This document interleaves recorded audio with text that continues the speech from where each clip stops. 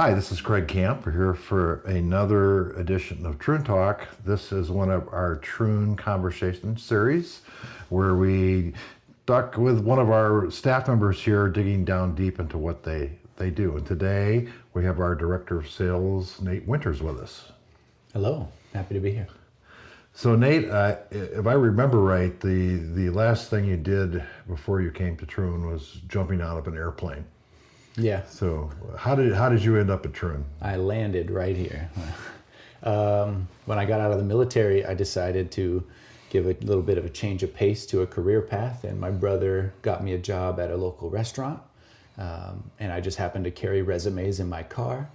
Someone from the vineyard came in, and I was waiting on their table, and they said they were hiring, and I thought, why not give it a shot?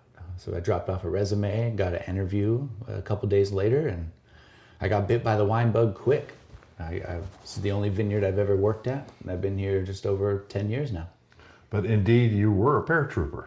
Yeah, I was in the 82nd Airborne at Fort Bragg, North Carolina. We did a lot of things that I can't tell you about. No, not really. Jumped out of some airplanes and learned how to work under stress, manage small teams. Discipline. I could do some good push-ups, and yeah.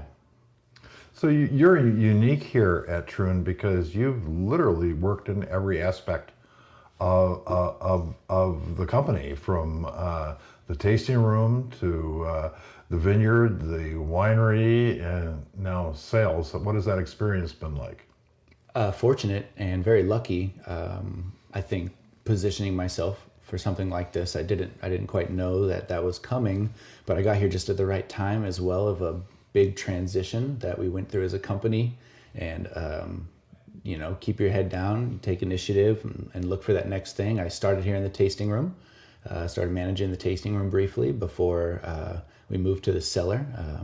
Worked in the cellar with a former winemaker for just over a year, and now I do all the sales, which I think, coming full circle about how to present wine, taste wine, make wine, and steward it, just makes me a better salesperson overall. So I've been doing the sales for about 6 years now, and continue to try to reach new heights with the new wines that we're making from a brand new operation.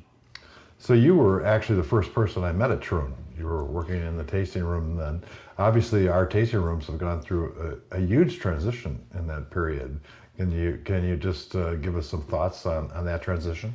Yeah, I think even on the eyes, the aesthetically is the first thing that jumps out at you when you come here. From landscaping, from plants, we changed our labels. We have a new staff over the years, but we've also invested into our staff with education. And I think all that delivers a much more refined and personable experience than we used to have back in the day. But we still try to make wine and deliver it to the people, have it on people's tables, and the tasting room is the best place for us to really make connections for that. And we've come a long way, especially the interior, and I'd say more to come too. Well, what was it like to make that transition from the tasting room to the vineyard and the winery? I learned a lot in the sense that not everybody wants to hear all your knowledge, but also, you can't just rush through a checklist.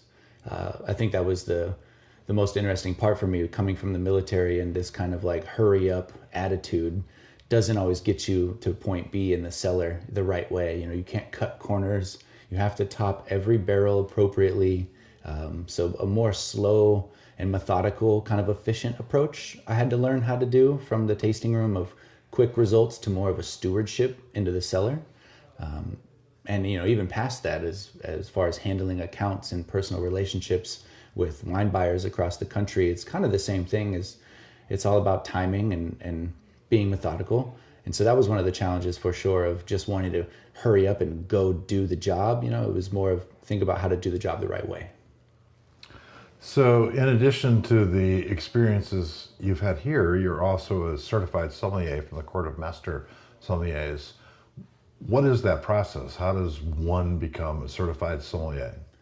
The Court of Master Sommeliers is an organization that within that has 4 different levels of certifications. The intro level is the level 1. You have certified, which is level 2. You have advanced sommelier at level 3, and then of course a master sommelier at the level 4. I've achieved the first 2 levels, and with a big thanks to here at Troon, again, investing in us to try to pursue our own greater knowledge. It was kind of a whirlwind, but I think, everything we've talked about so far has been a prep in the sense of throwing you into the deep end and seeing how well you swim and where you need to improve on. The sommelier exams are very rigorous, and they get not only wider, but with more depth in each certification as you go up. So the intro level was a wonderful 50 question multiple choice test. It was kind of a survey course. When you pass that, and then you can apply to go to the level 2 certification. And in my opinion, that's when things get real. When you have a blind tasting exam, you have to say, the grape, the varietal, the place, the price, the soil type. You have to get as best as you can on 2 whites, 2 reds in 12 minutes. You have to take a written exam, and then you're tested on how you wait a table as well. And I like that aspect of hospitality being lumped in there rather than through the WSET program, the Wine Education Spirit Trust, is more of a practical wine growing, grape growing, wine making approach. So I'm glad that, especially with the background here in the tasting room, to get some more hospitality experience, how to properly serve a bottle, and then educate or entertain the guest that's in front of you. Do you think that's been a useful experience, that learning the professional hospitality as far as improving our service here in our tasting rooms? Yeah, yes. And, there's been challenges, especially since COVID, on how we pivot and approach these hospitality kind of endeavors, and how we curate an experience, not only for a guest, but, whether it be a wine club member or someone that's brand new to us being able to offer consistency, how we present not only ourselves, but the products in front of you. And we're here to be a voice for the farm. And I think that is, ultimately what it's made us better at. So do you think this certification has been an asset to you professionally? Yeah. I'm trying to think of a witty way to answer that, but just yes. I sell wine in about 12 different states, and there's a lot of major cities that we go into and a lot of serious restaurants. And for what it's worth, you get a little bit of street credit when you see certified sommelier, especially when working with other sommeliers. They kind of know where they can have a conversation level with you at. They kind of know where to start.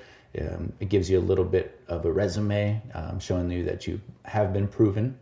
But then there's also a lot of things where, it doesn't necessarily, it's not the end all be all for somebody. When you get to talking to them, you can kind of see where they're at without a certification. But for personal benefit, I would say, yeah. So you've been here during our entire transition to biodynamics. What has the transition to biodynamics meant to you as a person working on a biodynamic farm? I'm not sure how long this is going to run, but I could go on for a long time. Biodynamics has totally taken a role in my personal life since working here and getting illuminated to the culture and what biodynamics means as a holistic farming approach, and then an extension of that into the way that you live your life. Everybody starts at a different place when it comes to learning about biodynamics, and I would say when we started here, there was some skepticism. Not a lot of people, even that I come across today, can give a full scope understanding from the calendar of biodynamics to the preparation making to just walking out there and having this philosophical approach to farming as well, instead of this means give nutrients to the plant, or this sign means give food to the plant. We're really trying to heal the soil and create a good foundation. And I think the same approach for a human. You can't just band-aid yourself if you're sick. Trying to fix the root cause and then building from there. Biodynamics has offered a real closed loop, holistic approach to not only farming a system of agriculture, but also how to steward your personal body through this life of artificial food coloring and additives. I feel like this is it's spoiled me when I go into a grocery store. I look at labels now, I look at ingredients, and maybe one day we'll get a little closer to all of this being a little bit more approachable to the layman, and whether that be what organics means to people and what biodynamics means and how they differ. It's just nice to see more Demeter biodynamic products in the stores in general. What changes have you seen in our wines that you could attribute to biodynamics? This is a question I get a lot, in the sense of people ask me what the difference in the wine is. You know, we talk about how we make the wine very differently from people all the time, but the end result is so subjective. But I think the things that we can measure are just the undeniable things that, you know, good wines transcend a palate, whether you know nothing or you know a lot. You know a good wine when it slaps you in the face with aromatics and it has a lot of life. You don't have to kind of stick your nose in there and search for things.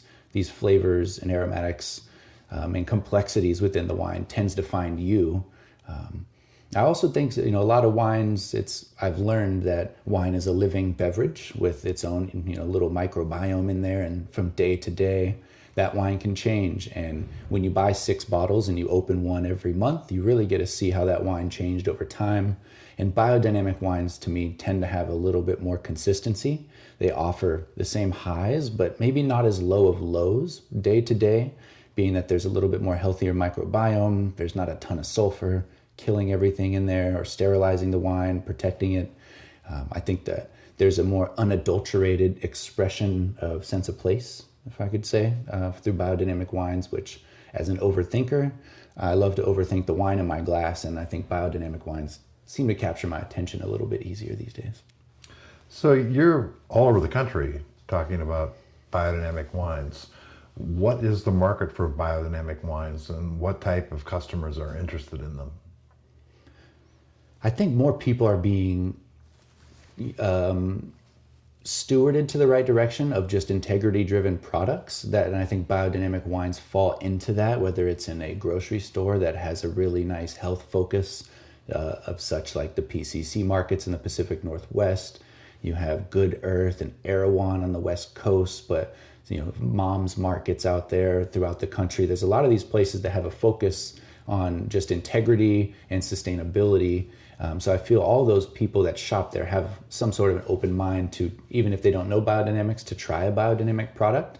There's biodynamic soaps, there's other products than wine. But when we talk wine specifically, I feel that they are doing the best where there's just inquisitive people that are looking for the next thing. And you know, cities seem to bring that just higher density population. So there's more people looking for things like this. But you have the restaurants having a little bit of a movement right now for non-alcoholic beverages. And I think we are the next best step when you want an alcoholic beverage, but to still care about, you know, what you're putting into your body. People that are hand selling, there's a lot of other sommeliers across the country that are also doing, you know, the Lord's work of trying to preach better products. I think that it's not quite as mainstream as we would like it to be yet, but it's working that way, and it has a better understanding of a definition than I would say like regenerative does right now, but both of them kind of feed into each other in a way. Do you really see that market growing? There's more interest all the time? I'd say, yeah, there's more interest all the time, especially in the younger demographics of people that are looking for a little bit more, as we keep saying, a health conscious product. Ingredient labeling, lower alcohol, again, speaking to a sense of place, whether you can have a person be there to tell a story in person.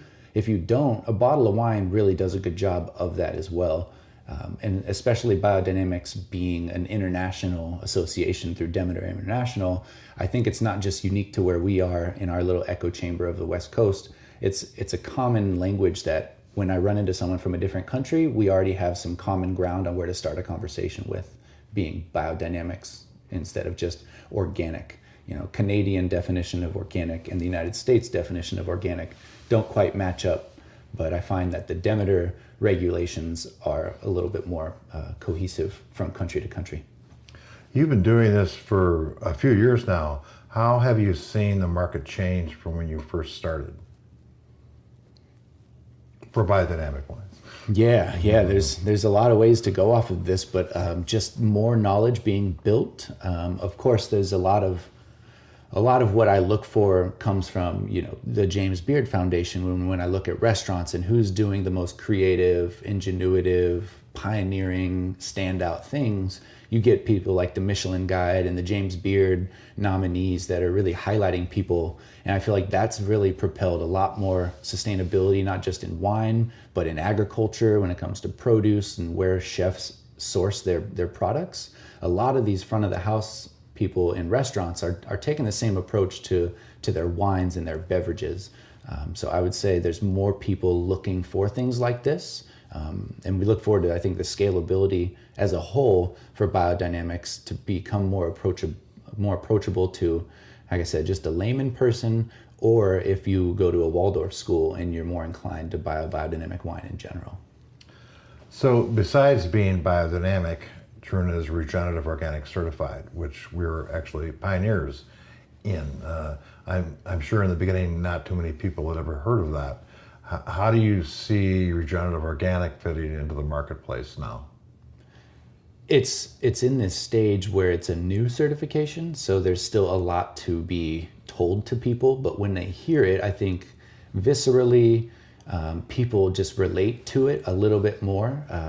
For me, the biggest difference is the measuring of sustainability with the soil health components that the regenerative organic certification offers, that organics and biodynamics don't necessarily audit you every year to make you prove you're regenerating organic matter in the soil or sequestering carbon the right way. So I think those keynotes of regenerative, they hit with people a lot better, especially when they're looking for organic, to know that there's something beyond organic. They seem to want to go there a little bit more. There is still a little bit of misunderstanding. There is some, I hate to say the word, greenwashing going on out there, but regenerative, the ROA, the Regenerative Organic Alliance, has the certification, and they're providing a lot more transparency and clarity to what it actually means to be regenerative and regenerating the soils. And again, I think that just leads to better quality fruit, better quality farm, better quality culture and people, and we can hopefully make a better product to deliver as well. Do you notice a difference in the marketplace between people knowing about Demeter Biodynamic and knowing about regenerative organic?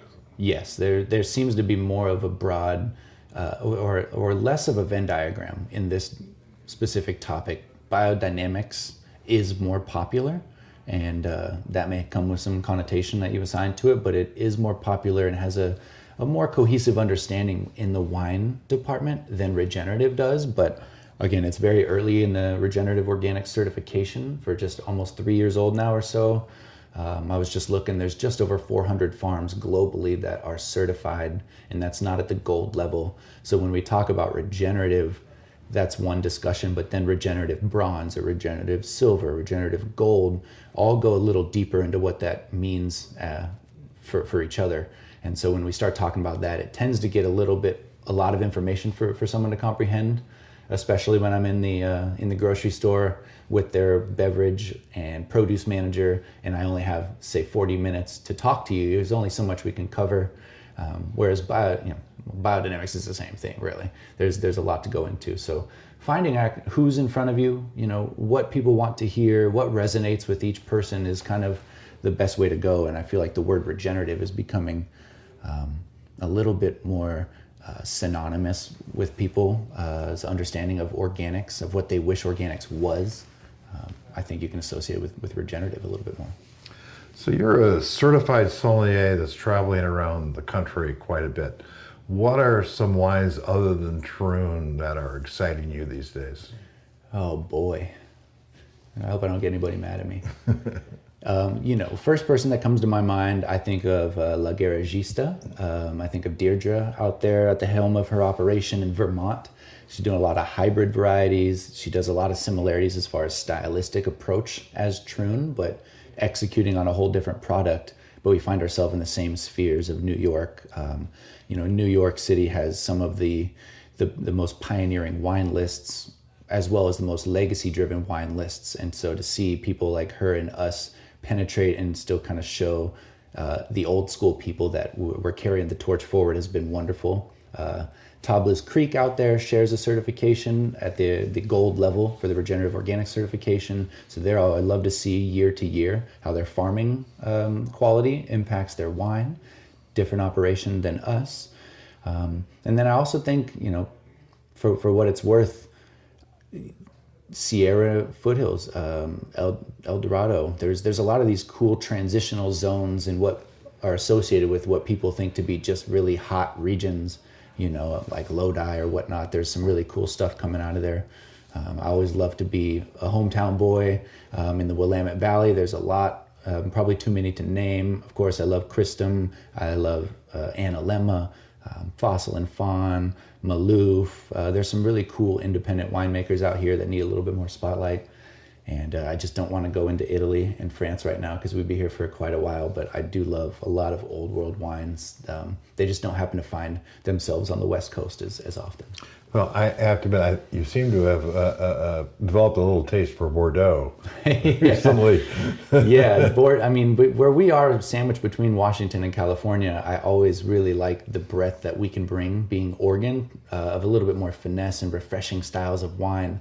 And I'm not saying Bordeaux is like that, but it offers that same kind of approach instead of the heavy extraction and ripe styles I find through California. Bordeaux gives a little bit more restraint and a little less dominating of fruit characteristics and a little more like graphite, pencil lead, cherries. I like a little bit more of that rustic. One of our friends, Sondek up at Coquine in Portland, taught me a valuable lesson about the 2 T's in wine, the tension and texture. And I love when I can get tension in a red wine and it's not too flabby or too fatiguing. And I think Bordeaux, as well as Burgundy, provides that for me really nicely. Well, what about our wines here at Troon? What wines do you think we've made the most progress with that you find most exciting right now? Every year we've harvested kind of some new grapes that we haven't in the past. So I'll try not to be biased to just recency. Negrette has been very interesting. Most of the grapes that we grow are Rhone and French, but the Rhone red grapes tend to have like this 3-dimensional structure feeling that is different than the Bordeaux red grapes in my mouth as far as texturally speaking. And so Grenache, Syrah, Mourvedre, they offer some kind of mouthfeel versus the Negrette to me. And even our Tannat lends itself to more of a Bordeaux-like tannin structure. So I look forward to seeing how that comes in more and more and how that wine gets denser and we can kind of find the best way to farm it. Excuse me, we've only harvested 3 vintages of it. And I think that's finally when you start seeing glimmers of who the grape wants to be. Tannat is super versatile. We can't wait till we have some more of that to make red wine, but we make sparkling wine and red wine out of it. Always one of my favorites, but I've got to say Mourvedre has been the standout case over everything for me. And again, to the Tannat's point, like we make Mourvedre as a rosé, we make Mourvedre as a red wine, we make it in oak, we make it in amphora, and I think it has a left and right limit of expression that I love that Syrah has. If you grow it in a cold climate and you grow it in a warm climate, you can really tell the difference. And I love the Mourvedre's kind of young vine, delicate side that you don't typically get to see that often. And as we get an older vineyard more and more to watch the Mourvedre get that density and that rustic kind of earthiness and savory, it'll be really cool to watch that, whether it be in rosé or red wine, to watch it evolve. So you're talking about all those varieties. So you're not out there selling Pinot Noir, Cabernet Sauvignon, Chardonnay, Pinot Gris, Sauvignon Blanc. What is it like going into the market with varieties that aren't in that top market echelon?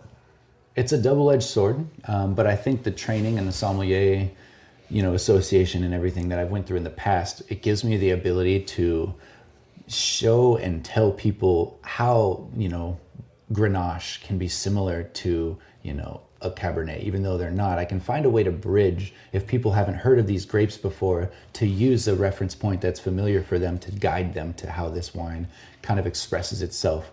There's always a demand for exclusivity and being the new, kind of cool kid in town, and bringing grapes that no one knows about offers the account a chance to, show their guests something new. It's not just another Pinot from Oregon. Have you heard of the Applegate Valley? Oh, you haven't? Here's the differences in the Applegate compared to the Rogue or the Willamette. And this is why we grow grapes differently. I feel like giving them the tools to then tell other people that are around helps us a lot.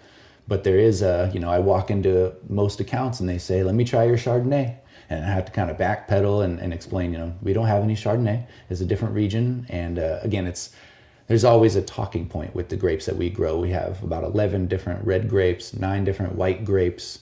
And whether they're in a melange together or they're by themselves, I find, the wine speaks for itself. If it's something new and it's good, half my job is done. But if it's something new and it's not as desirable, you got a lot more work cut out for you. One thing I've heard you say many times when you come back from New York or Chicago or another road trip is how good it feels to be back in the Applegate Valley. What does the Applegate Valley mean to you? I've spent just 11 years in the Applegate Valley. I just got married here last year in the Applegate Valley. I've been baptized by this place. Growing up in California in the Bay Area, I'm sure people know what it's like. Just kind of a go, go, go. There's so many people. There's car alarms. You can't see the stars. You get a little bit more of this drag on life. I go to these cities and, for the lack of better terms, like this concrete jungle.